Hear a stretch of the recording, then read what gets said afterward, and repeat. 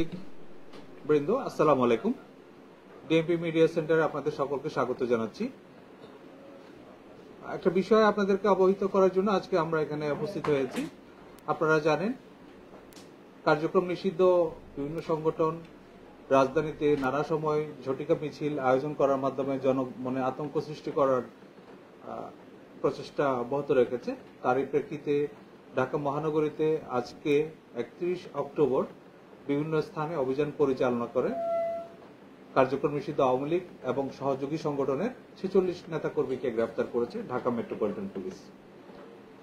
এর মধ্যে শেরেবাংলা নগর থানা পুলিশ গ্রেফতার করেছে 18 জন, সিটিটিসি গ্রেফতার করেছে 13 জন, খিলক্ষেত থানা পুলিশ 4 জন, উত্তরা পশ্চিম থানা পুলিশ 2 জন, বাড্ডা থানা 3 জন, বনানী থানা 3 জন এবং তেজগাঁ থানা 3 জনকে গ্রেফতার করেছে।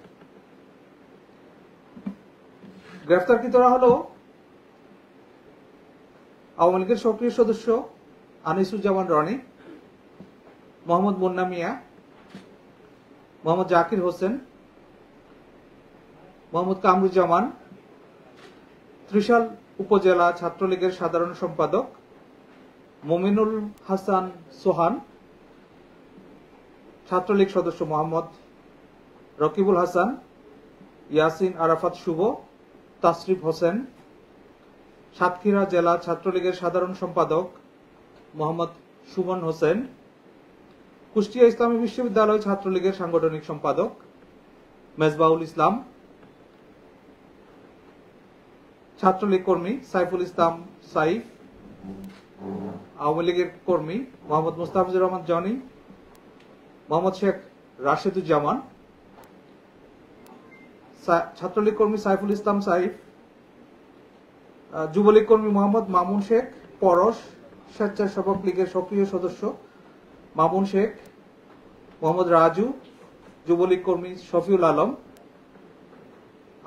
আওয়ামী লীগ কর্মী জাহিদুল ইসলাম সুনু, যুবলীগ কর্মী মোহাম্মদ কুদ্দুস সর্দার, ছাত্রলীগ কর্মী মিঠুন দেবনাথ, বগুড়া জেলা ছাত্রলীগের সাংগঠনিক সম্পাদক মোহাম্মদ বজলুর রহমান বাঁধন, নোয়াখালী পৌর 1 যুবলীগের যুগ্ম আহ্বায়ক নূর আলম সিদ্দিক, বরগুনা সদর উপজেলা ছাত্রলীগের সহসভাপতি মহিউদ্দিন আহমেদ দোলন, আওয়ামী লীগ কর্মী মোহাম্মদ রবিউল আওয়াল, জয়কৃষ্ণপুর ইউনিয়ন ছাত্রলীগ সভাপতি মিঠু দেবনাথ, সিলেট জেলা ছাত্রলীগের সদস্য আশরাফ আল কবির, ফেঞ্চুগঞ্জ উপজেলা ছাত্রলীগ সদস্য দেবজ্যোতি দে নব, বাউরিয়া ইউনিয়ন ছাত্রলীগ সভাপতি মোহাম্মদ মনির হোসেন ফরহাদ, আওয়ামী লীগ কর্মী আলমগীর হোসেন জনি, বিশ্বজিৎ সাহা, মোহাম্মদ মাহফুজুর রহমান, মোহাম্মদ আব্দুল শুকুর, আবিদুর রহমান, মোহাম্মদ সাব্বির,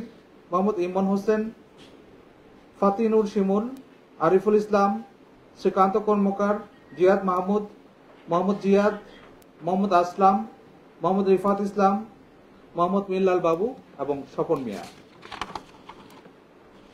যেসব স্থানগুলোতে আজকে অভিযান পরিচালিত হয়েছে তার মধ্যে উল্লেখযোগ্য হল খিলক্ষেত থানায় সকাল আনুমানিক 7:30 ঘটিকার সময় খিলক্ষেত থানাধীন 300 ফিটস্থ পুরাতন মস্তুল চেকপোস্টের সামনে পাকা রাস্তার উপর নিষিদ্ধ আওয়ামী লীগ এবং তার সহযোগী সংগঠনের সদস্যরা ঝটিকা মিছিল আয়োজনের চেষ্টা করে এবং সেখানে খিলক্ষেত থানা পুলিশ অভিযান পরিচালনা করে তাৎক্ষণিক 3 জনকে গ্রেফতার করে।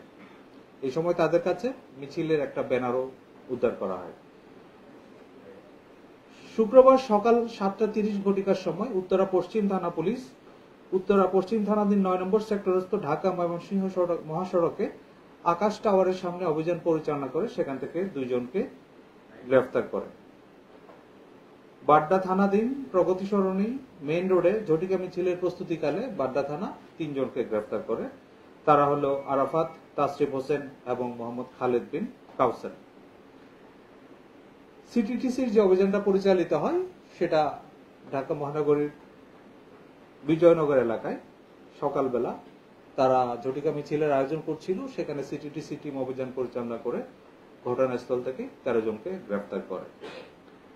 শেরেবাংলা নগর থানা এলাকায় শুক্রবার সকাল 6:40 ঝটিকা মিছিল আয়োজনের সময় সেখান থেকে নিষিদ্ধ ছাত্রলীগ ও কার্যক্রম নিষিদ্ধ আওয়ামী লীগের প্রায় 90 থেকে 100 জন সদস্য জড়ো হয় এবং সেখানে শেরেবাংলা নগর থানা অভিযান পরিচালনা করে ঘটনাস্থল থেকে 18 জনকে গ্রেফতার করে। এছাড়া বনানী থানা পুলিশ দুপুর 1:20 সময় ঢাকা গেটের সামনে ঢাকা ময়মনসিংহ মহাসড়কের উপর ঝটিকা মিছিল আরম্ভের চেষ্টার অভিযোগে 2 জনকে গ্রেফতার করে এবং তেজগাঁ থানা পুলিশ সকাল 10:30 সময় বিজয় সরণী এলাকা থেকে 2 জন ছাত্রলীগ কর্মী, নিষিদ্ধ ঘোষিত সংগঠন, তাদের 2 জন কর্মীকে গ্রেফতার করেছে। এই যে নিষিদ্ধ ঘোষিত বিভিন্ন সংগঠন এবং কার্যক্রম নিষিদ্ধ সংগঠন তাদের যে অপতৎপরতা সেটা রোধ করার জন্য ঢাকা মহানগর পুলিশ সক্রিয় রয়েছে এবং তারই অংশ হিসেবে এই গ্রেফতারগুলো সংগঠিত হয়েছে এবং গ্রেফতারকৃতদের বিরুদ্ধে সংশ্লিষ্ট থানায় সন্ত্রাস বিরোধী আইনে নিয়মিত মামলা রুজু করা হয়েছে এবং তাদের যে অন্যান্য কোনো অপরাধের সাথে সংশ্লিষ্টতা আছে কিনা সেগুলো যাচাই বাছাই করা হচ্ছে। আপনাদের সকলকে আন্তরিক ধন্যবাদ। কার কোনো প্রশ্ন থাকলে করতে পারেন।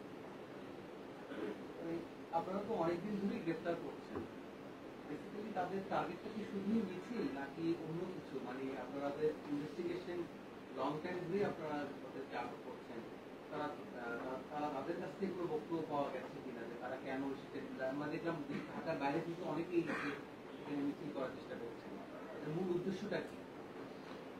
আজকে আমরা যাদেরকে গ্রেফতার করেছি এবং ইতিপূর্বে আপনারা দেখেছেন ঢাকার বাইরে থেকে অনেকেই এসে ঝটিকা মিছিলে অংশগ্রহণ করছে, এটার পিছনে অনেকেই অর্থায়ন করছে এবং প্রত্যেকটা মিছিলে অংশগ্রহণের জন্য একটা সুনির্দিষ্ট টাকার পরিমাণ তাদেরকে দেওয়া হচ্ছে।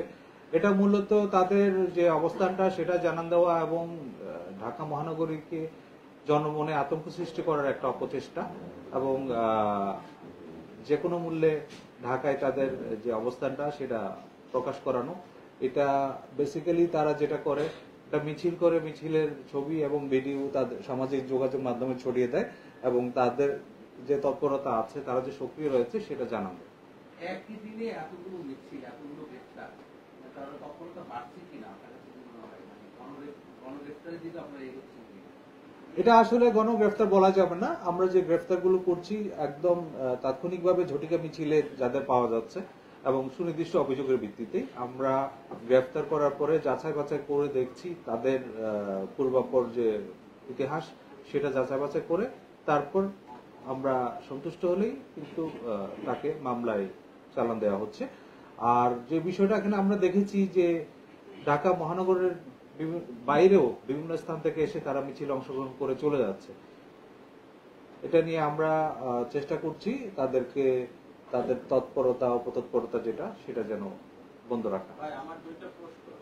প্রশ্নটা হচ্ছে যে আমরা দেখতে পাচ্ছি যে খিলগাঁও থানা এবং শেরেবাংলা থানার কথা যদি বলি যে 2 দিনই হাতে নাতে ককটেল সহ করা গেল। ককটেলগুলো খুবই ডেঞ্জারাস বা বিপজ্জনক পর্যায়ে তৈরি করা। আসলে তাদের উদ্দেশ্য কি কাউকে আহত করা কিনা? আরেকটা বিষয় হচ্ছে যে এই যে যারা আসছে এবং চলে যাচ্ছে, আমরা দেখলাম যে অতীতেও যেটা দেখেছি যে ঢাকার লোক কিন্তু তারা বাইরে ছড়িয়ে ছিড়ে থাকছে এবং মিছিল করে আবার চলে যাচ্ছে। তো ঢাকার প্রবেশদ্বার এবং যে পরিবহনগুলো আপনারা নজরদারি বাড়াবেন কিনা? ধন্যবাদ। ইতিপূর্বে আপনারা দেখেছেন আমরা একদিনে 244 জন আর একদিন 131 জন এরকম ঝটিকা মিছিল থেকে গ্রেফতার করেছি এবং এই ঝটিকা মিছিলগুলো থেকে ককটেল বিস্ফোরণ করে জনমনে আতঙ্ক সৃষ্টি করার একটা অপপ্রয়াস ছিল এবং অনেককেই আমরা ককটেল সহ গ্রেফতার করেছি। তাদের মূল উদ্দেশ্য হচ্ছে জনমনে আতঙ্ক সৃষ্টি করা এবং যে অপতৎপরতা তারা চালিয়ে যাচ্ছে সেটা যেন নির্বিঘ্নে করতে পারে, কিন্তু আমরা সতর্ক রয়েছি। আর যারা ঢাকার বাইরে আসছে সেই বিষয়ে আমরা অবশ্যই নজরদারি রাখছি। আমাদের নজরদারি এবং তৎপরতার কারণেই এই যে গ্রেফতারগুলো সেটা সম্ভব হচ্ছে।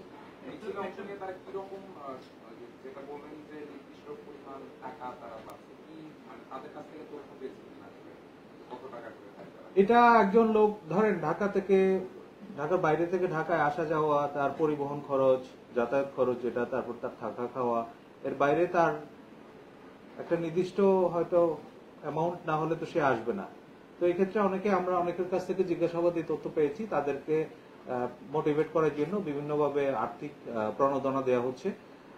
সেগুলো আমরা মাথায় রাখছি এবং যারা এই প্রণোদনাগুলো দিচ্ছেন, যারা আর্থিকভাবে সহায়তা করছেন, তাদেরকে আইনের আওতায় নিয়ে আসার জন্য আমরা কাজ করছি। এই পর্যন্ত এই বছরের একটা হিসাবে আমি আনুমানিক আমার 3000-এর মতো হবে। তবে আমরা যে গ্রেফতারগুলো করছি এটা অবশ্যই ঝটিকা মিছিলে যারা জড়িত আছে সেই মিছিলে সরাসরি অংশগ্রহণের অভিযোগে তাদেরকে গ্রেফতার করা হয়েছে এবং মিছিলের ঘটনাস্থল থেকে করা হয়েছে। যাদেরকে গ্রেফতার করছেন এরা বেশিরভাগই তো মাঠ পর্যায়ে, কিন্তু এই যে যারা কাটা হচ্ছে, যাদেরকে বাইরে থেকে নিয়ে আসছে, যে এতগুলো জায়গায় মিছিল করছে, এগুলো তো একটা মানে খুব সুন্দরভাবে কোঅর্ডিনেট করা হচ্ছে একটা জায়গায়। এই কোঅর্ডিনেটেড যারা জায়গা আছে তারা কিন্তু মাঠে আসছে না, তারা পর্দার আড়ালে আছে, তাদেরকে ভালো করে। দেখুন, আজকে আমাদের যে গ্রেফতারগুলো আছে আপনারা যদি এগুলো একটু মনোযোগ দিয়ে শোনেন, এখানে বেশিরভাগ কিন্তু ঢাকার বাইরে থেকে বিভিন্ন ইউনিয়ন এবং থানা বা উপজেলা পর্যায়ের নেতা। তো তাতেই কিন্তু প্রতীয়মান হয় যে তারা উদ্দেশ্যমূলকভাবে ঢাকা শহরে এসে ঢাকা মহানগরীতে আইন শৃঙ্খলা পরিস্থিতি বিনষ্ট করার একটা অপচেষ্টা চালাচ্ছে। আর যারা এখানে ইন্ধন দিচ্ছে, যারা তাদের সংগঠিত করছে, তারাও যে আমাদের নজরের মধ্যে নেই সেটা কিন্তু বলা যাবে না। আমাদের তৎপরতার কারণে এই গ্রেফতারগুলো করা সম্ভব হচ্ছে। সামনে নির্বাচন উপলক্ষে তাদের এই তৎপরতা বাড়বে কিনা? জাতীয় সংসদ নির্বাচন আসন্ন, আপনারা জানেন, নির্বাচন উপলক্ষে রাজনৈতিক তৎপরতা একটু বাড়বে, এটাই স্বাভাবিক। আমরা এই সব বিষয় মাথায় রেখে কিন্তু আমাদের নির্বাচনী প্রস্তুতিগুলো চালিয়ে যাচ্ছি।